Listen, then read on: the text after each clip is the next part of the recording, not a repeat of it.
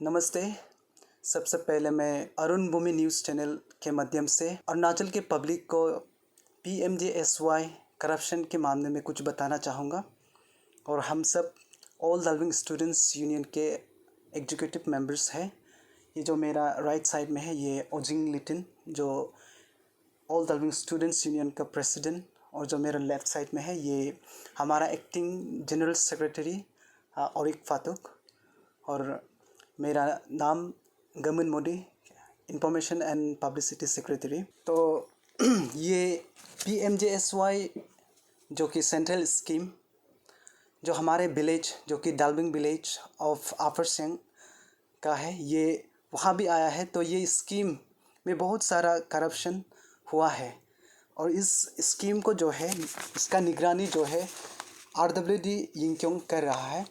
इसका शुरुआत जो है अगस्त 2019 को हुआ था, और इसका कंप्लीशन जो है सितंबर 2020 को होने वाला था। फिर भी कोविड-19 के चलते ये नहीं हो पाया, और कोविड-19 ख़त्म होने के बाद भी ये कंटिन्यू नहीं हुआ है ये लोग का डिपार्टमेंट का तरफ से, और ये काम बिल्कुल भी शुरू नहीं हुआ है, जिसको देख के हम स्टूडेंट्स यूनियन की तरफ से एक स्लो प्रोग्रेस को लेकर 17 फरवरी 2020 को एक रिप्रेजेंटेशन दिया।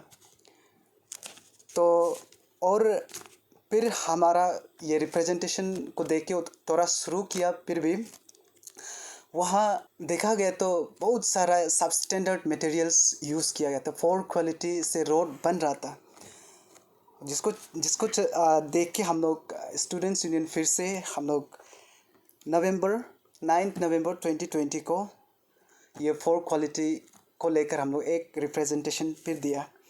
उन्हें हम लोग कंसर्न डिपार्टमेंट जो आरडब्ल्यूडी यिंगक्योंग को और पावर ऑफ अटॉर्नी जो कि कंट्रैक्टर साहब को दिया।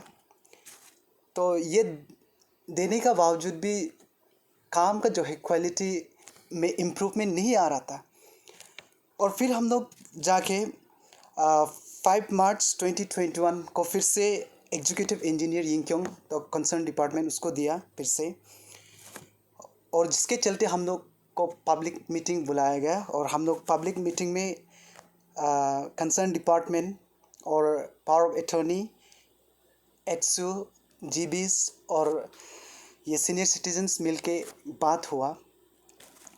ये डेट 8 अप्रैल 2021 की बात है।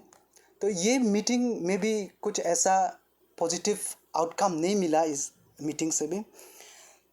तो सभी ये रिप्रेजेंटेशंस और पेटिशंस को देने का बावजूद भी, ये पब्लिक मीटिंग्स ये सब होल्ड करने का बावजूद भी हमारा जो है ये रोड कंस्ट्रक्शन क्वालिटी में इम्प्रूवमेंट हम लोग को देखने को नहीं मिला, जिसके कारण हम लोग डिस्ट्रिक्ट मजिस्ट्रेट हमारा डीसी साहब अपर सियांग, तो उसको जॉइंट वेरिफिकेशन के लिए हम लोग एक रिप्रेजेंटेशन दिया जो कि 7 मार्च 2022 को।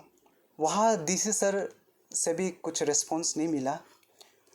तो उसके चलते हम डीसी सर को वर्बली टॉक करने के लिए भी 4 बार उस डीसी सर को मिला, तो भी वो उसका तरफ से कुछ एक्शन नहीं दिया। और उसी 7 मार्च 2022 का उस रिप्रेजेंटेशन को रिमाइंड करने के लिए भी कुछ रिमाइंडर भी दिया, ये डेट 5 मई 2022 को। उस रिमाइंडर को लेकर भी सर का तरफ से, डीसी सर का तरफ से कुछ रिस्पॉन्स नहीं आया। और फिर बिफोर कंप्लीशन जो है ये लोग इनॉग्रेल प्रोग्राम रख रहे हैं, ये ख़त्म हो गया बोल के, तो उसके अगेंस्ट में हम लोग 13 मई 2022 को एक 12 आवर पीसफुल धरना वहाँ बैठा। तो उसके चलते ये इनॉग्रेशन तो रुक गया। फिर भी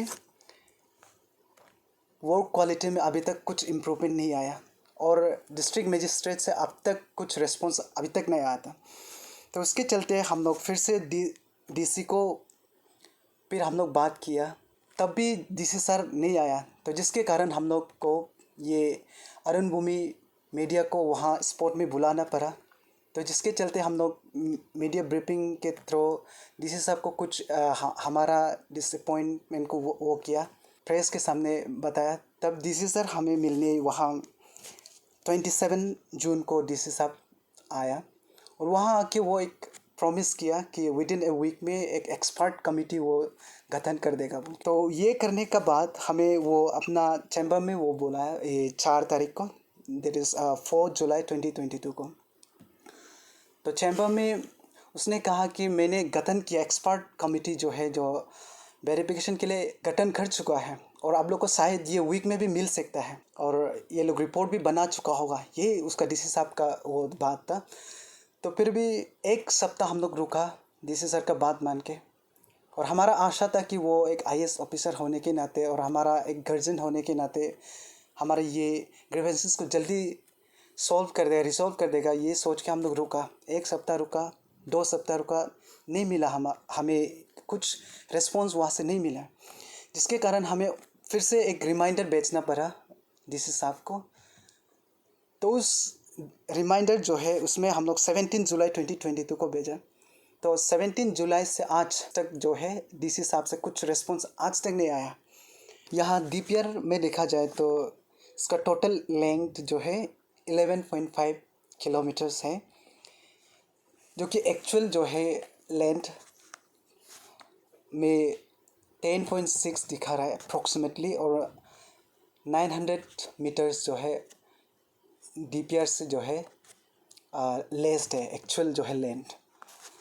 और जो टोटल नंबर ऑफ कल्वर्ट्स जो डीपीआर में 6 दिखाया गया है, और वो लोग जितना वहाँ अभी बनाया है वो 4 नोस है।